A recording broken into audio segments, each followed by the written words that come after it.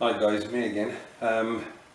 Welcome to Our Woods Modelling Mayhem, and as I've explained before, the word mayhem in my channel name is there for a very good reason. It's because I bounce from one thing to another. I can be painting up and building Age of Sigmar army, I can be doing 1/48 scale vehicles, 1/72 scale vehicles, and then next thing you know I'm bouncing to historical figures. So since I was a kid, watching Zulu for the very first time, awesome film, British stiff upper lip and all that jazz. I've been intrigued with the Zulu wars. Obviously when Zulu Dawn came out, it was a bit of a shock when we didn't actually win, and so that intrigued me even more as to the history of the Zulu wars and what it was all about, why it happened, and so on and so forth. So not so long back, wanting to paint some 28mm figures, I decided to have a go at painting figures for the Anglo-Zulu War, using black powder rules.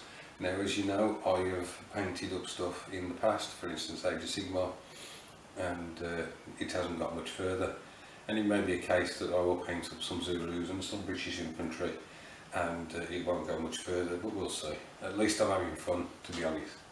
So this is Perry Miniatures Zulu Warrior, and you can see from the thing that he's wearing on his head, that like the black circle, that this is a married warrior.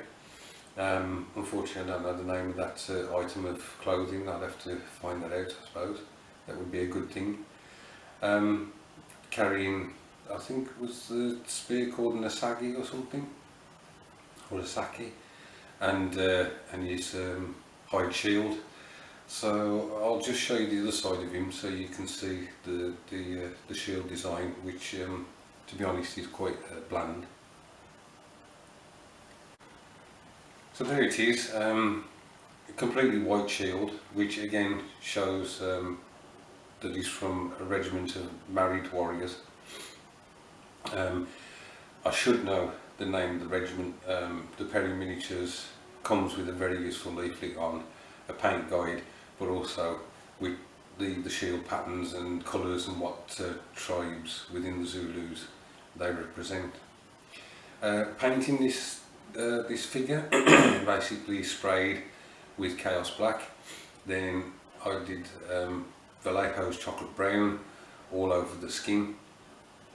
I then gave that a wash of Nuln Oil, which darkened the skin and also stayed in the recesses around the muscles and things like that. And then once that was dry, I went back over the muscles with the chocolate brown again, trying to keep that Nuln Oil in the recesses. And then as the final highlight, I had a 50-50 mix of Vallejo's Chocolate Brown and Games Workshop's Scrag Brown. Once the skin was highlighted, I then moved on to painting the shield, which was very simply Vallejo's off-white for the white areas, and on the reverse I used Zandri Dust. On the Asagi I used, for the shaft I used Scrag Brown, and then one of the Games Workshop metal colours, silver metal colours, for I think it was lead belcher for the tip of the spear. I then also used Zandri Dust on the loincloth at the back, and the loincloth at the front is like actually, I don't know whether it's like wool, and it's just a pattern of black, white, almost like balls of wool. So that was quite easy to do, just adding the white to those areas. Then the rear of the shield and the loincloth at the back, got a wash of Brighton Flesh Shade. Once that was dry, I just highlighted with the Zandri Dust again.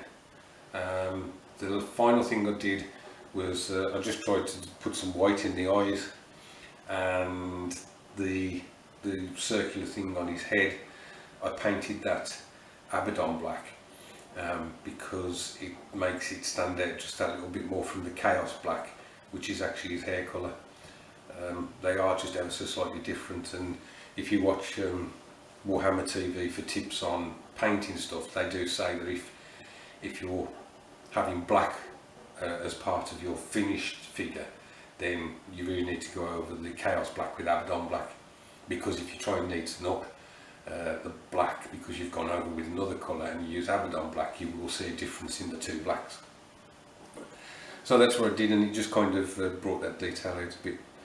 Really enjoyed painting this figure. I've got, because you've got, I think it's 30 figures to an impi, which is the Zulu group. I've got loads to paint if I want to ever use them for black powder. I could just try and paint enough up for the Men Who Would Be Kings, which is a rule set that I've picked up but I haven't actually looked at yet. We shall see.